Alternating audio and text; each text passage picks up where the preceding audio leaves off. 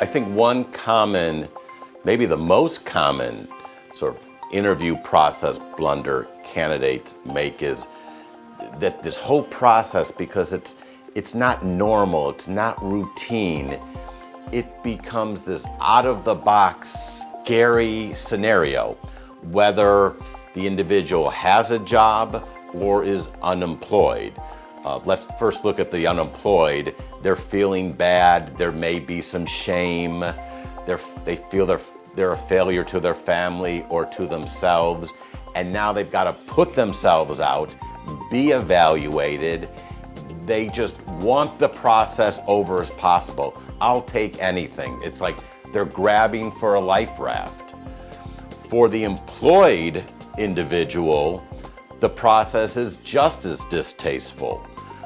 They've got the work demands, they've got their boss, they've got very little time to invest, or so they think, in the interviewing process, to go meet company managers and go talk to HR, etc. So it's horrible, just yucky to them as well. And so there's this attitude of it's almost like taking bad medicine, or when you're a kid, ooh, this is just horrible, where you really got to just sort of turn yourself 180 degrees around and say, hey, this is an opportunity to create great contacts. It's like a little adventure. And I think that attitude adjustment is just the foundation you need to make the whole process more successful. And another common mistake, or related common mistake, is when people get involved in the interview process, they still want it over.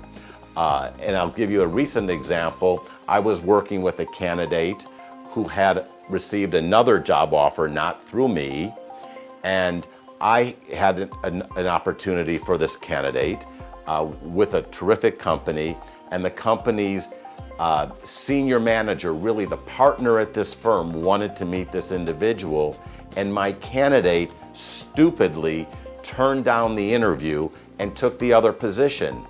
And you may say, oh, Scott, that's just sour grapes because you as an executive recruiter are not going to earn a fee. But that really wasn't the case at all. I thought this individual should be making contact with one of the leaders in his industry.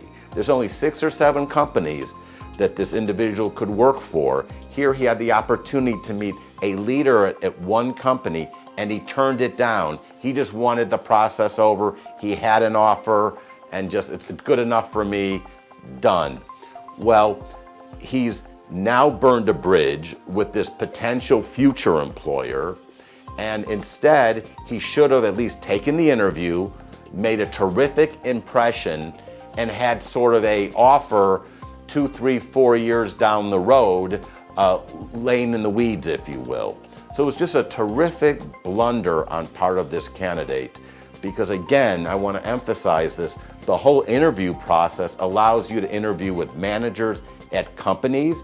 You can link into them later, through LinkedIn and social media, and you're building a framework for future opportunities down the line.